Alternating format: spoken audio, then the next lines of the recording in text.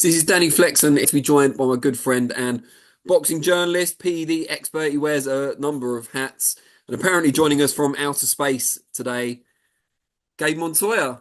How you doing, mate? I'm doing all right, man. I'm like I said before, I'm taking a global view, considering my country just decided to set the world on fire by electing a fascist. So I'm kind of just, in the ethos, just taking a breath. Fascist indeed. Start as we mean to go on. You might not have quite so vicious barbs reserved for last night's big fight, if we can even call it that, but I'm sure you've got plenty to say. Jake Paul defeated Mike Tyson, won pretty much every round in what was quite a tedious fight and for a lot of people quite sad to watch as well. What were your immediate reflections? Well, I tried not to watch the fight. I went to because I don't, it's a very American tradition, but I don't partake in public lynchings. And that's basically what this was. And I know people will say, well, don't bring race into it, but it's boxing. We invented the color line. We invented the phrase, the great white hope.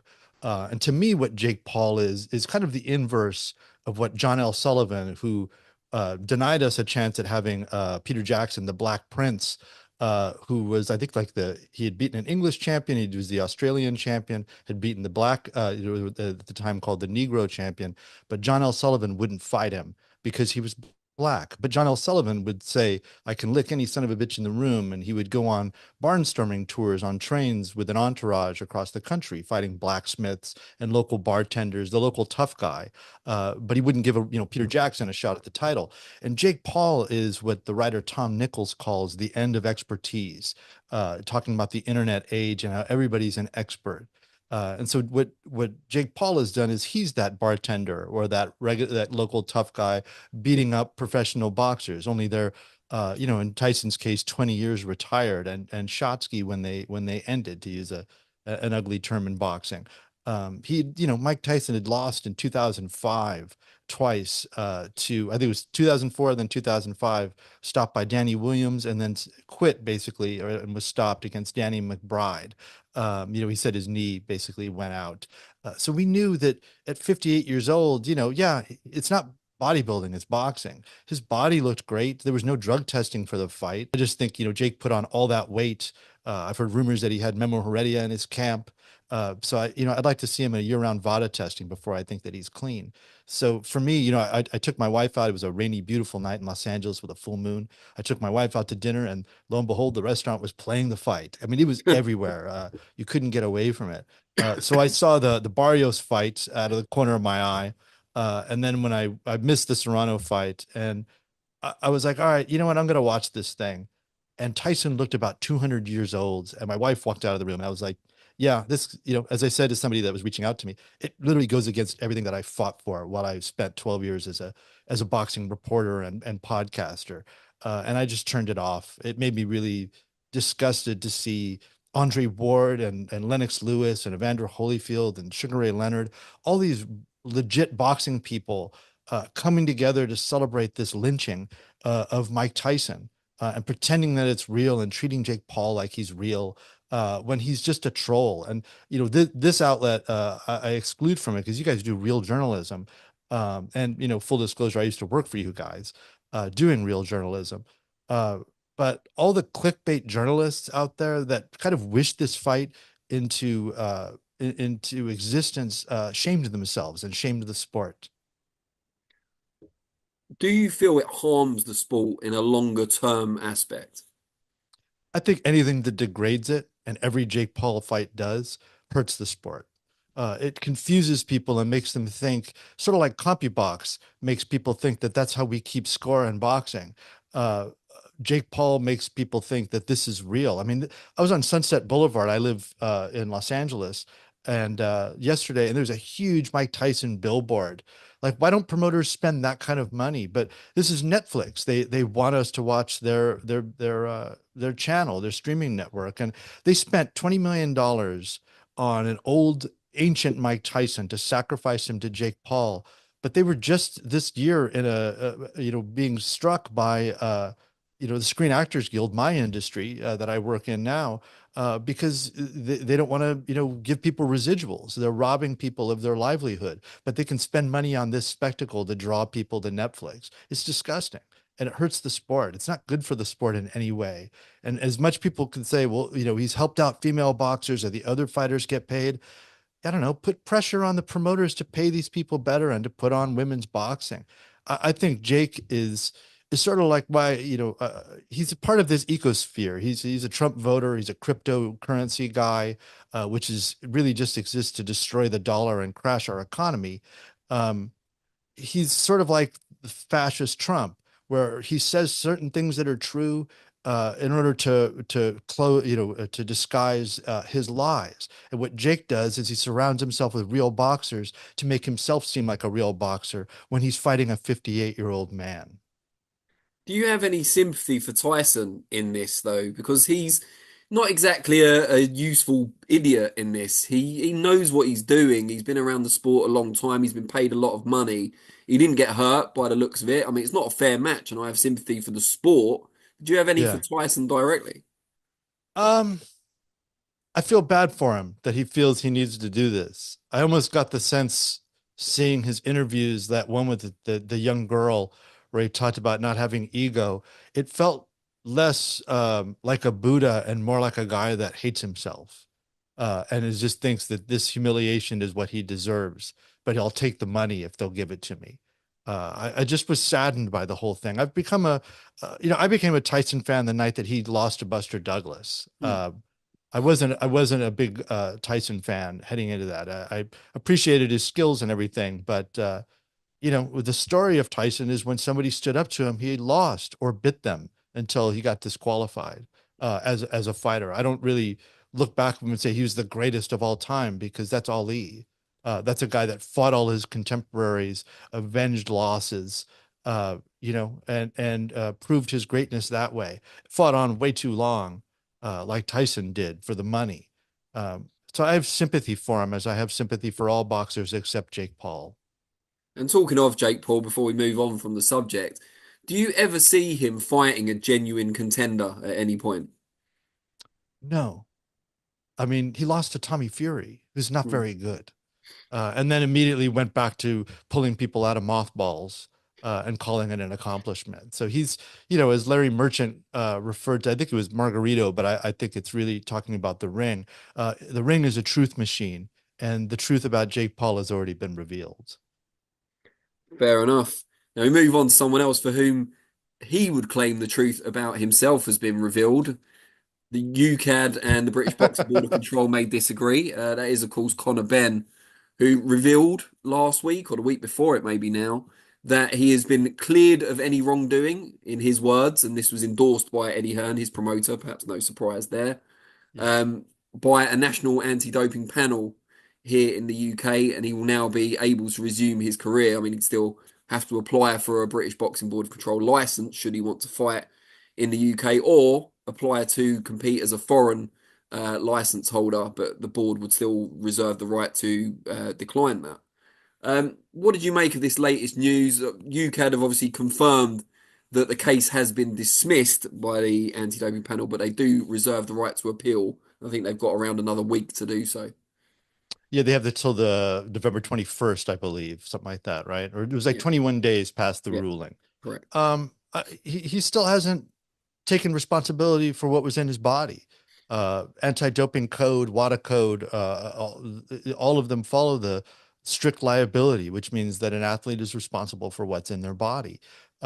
He's found loopholes with this entity that keeps clearing him, saying that they had an issue with WADA doing the testing, and then there's maybe a problem with the results, and the rules of I think UCAD say that we can't know what's in that report unless Conor Benn releases it. So release it and let us know that you're actually clean. He hasn't given a reason why he tested positive twice over a 5-week period for a drug that uh, athletes across many sports, professional and amateur, test positive for.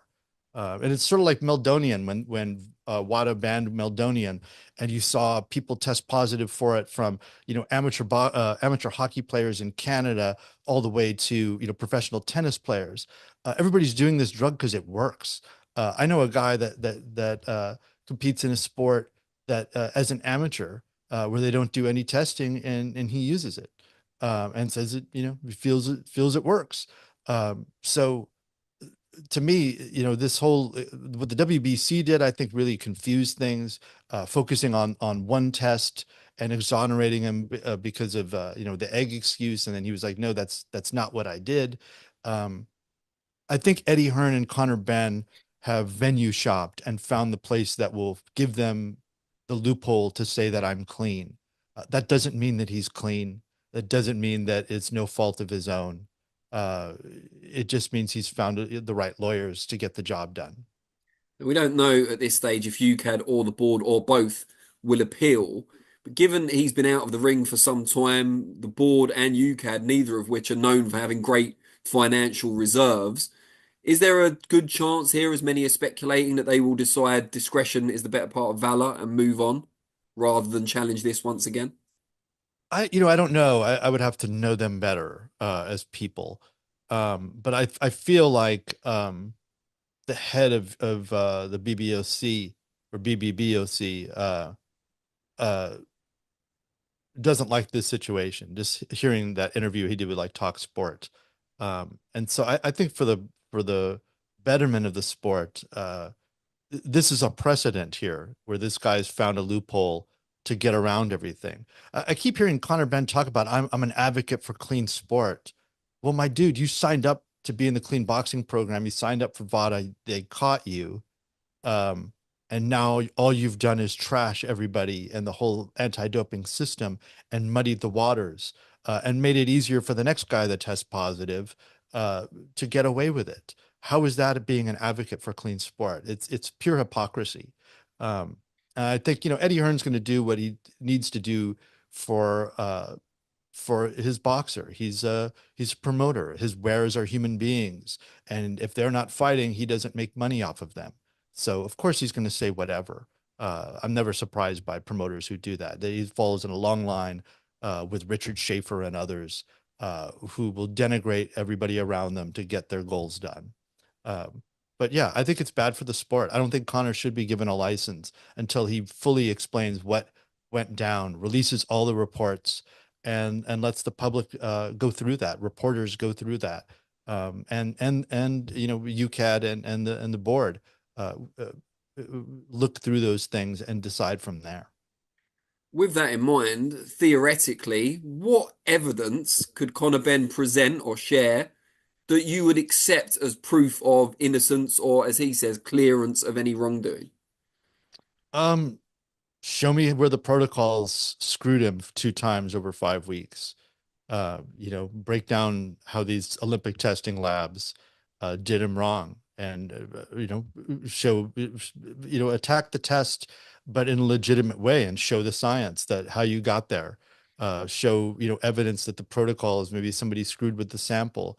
The burden of proof is on him. The tests are the tests, and yeah, I think that would go a long way. But but all of this smoke and mirrors is not convincing to me. I've just I wrote 75 pieces on performance enhancing drugs. I've talked to people who've given people drugs.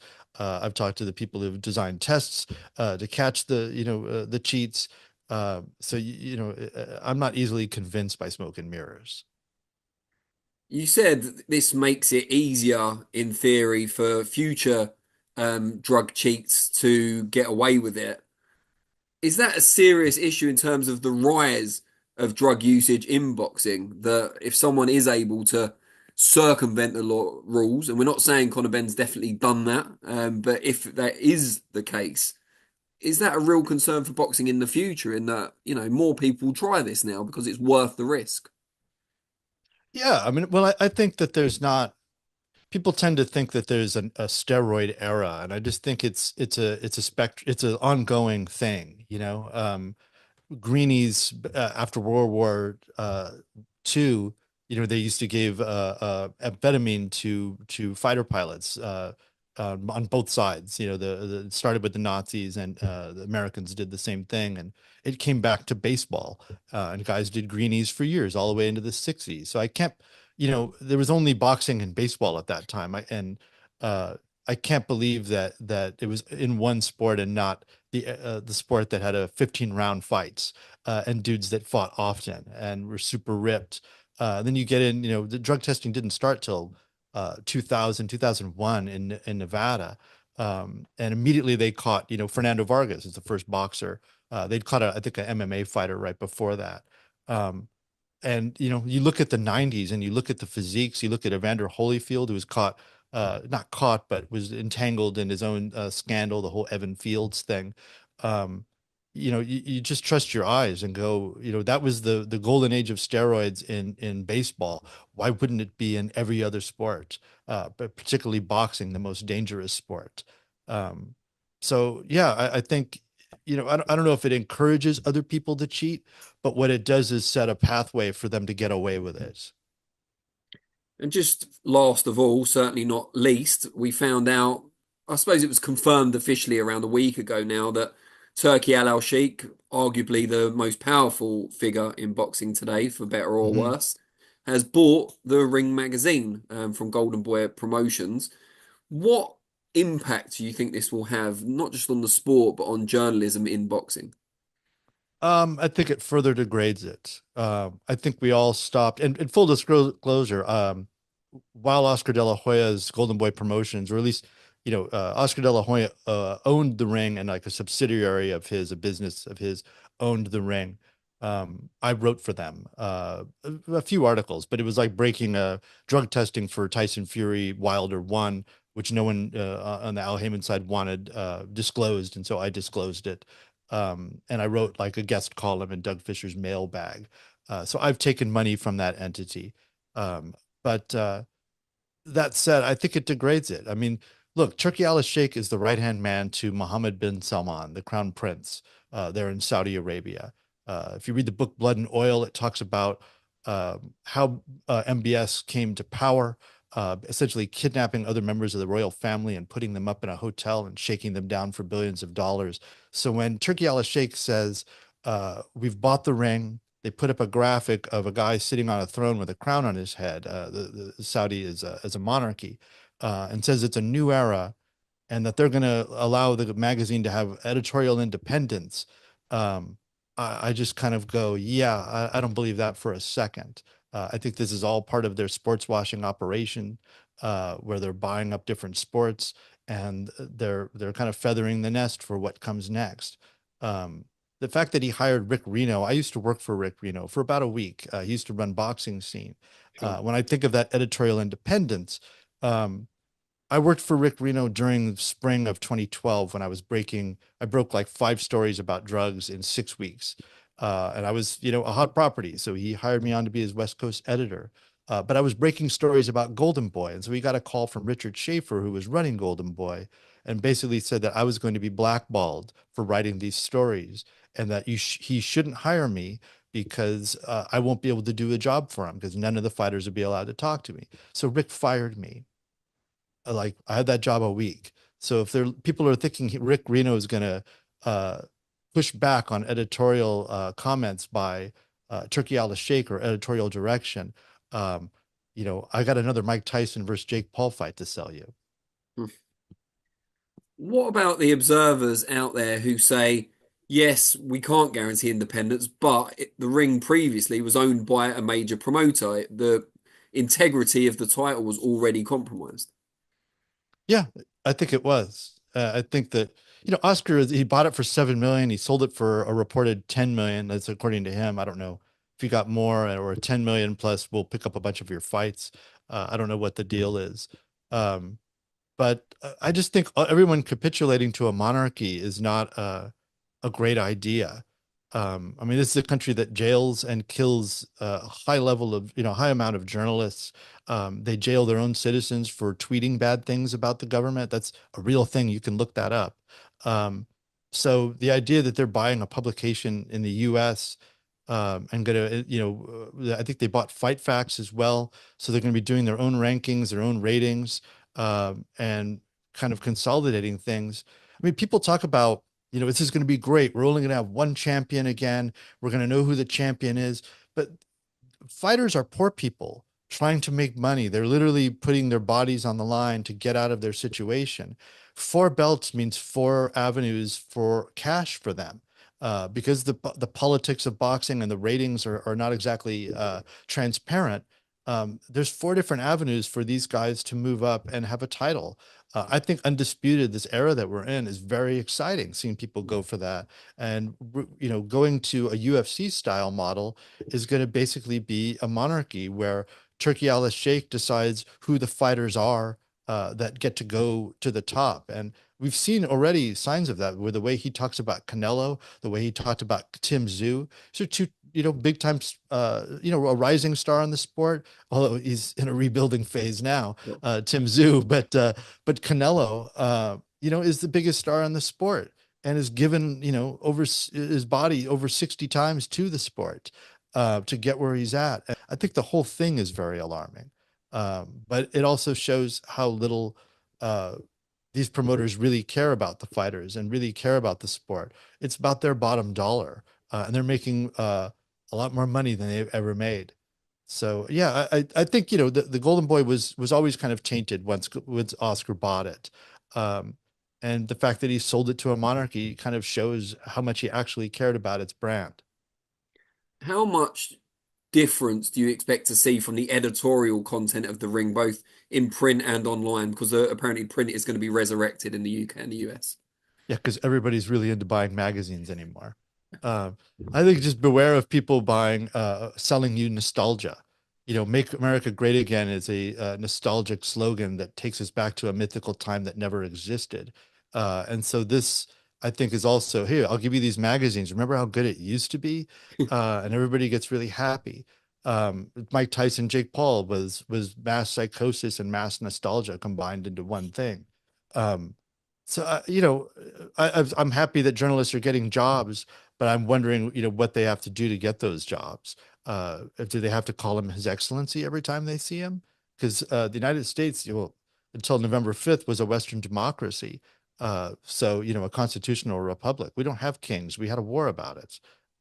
And now all of a sudden, everybody's saying, Your Excellency, can I have a job? I think it degrades journalism, but again, present company excluded, it would be very hard to degrade boxing journalism further than it already is. But they're going to try. I don't think there's going to be any sort of Tom Hauser exposés where he used to write about HBO in the ring about Turkey al-Sheikh and the monarchy. I think it'll all be just kind of an extension of the public relations of Riyadh season, praising the kingdom, praising all the fighters, and isn't this great what this fight happened? But the end, those days of the ring exposing like rankings, scandals, those days are gone. I could be wrong. I would love to be wrong about it. I would love you to be wrong about it also, but there are obviously several areas for concern, and we'll watch as it plays out with a critical eye, as always. Yeah, man. Gabe, really appreciate your time, especially as you are currently out of this world, quite literally.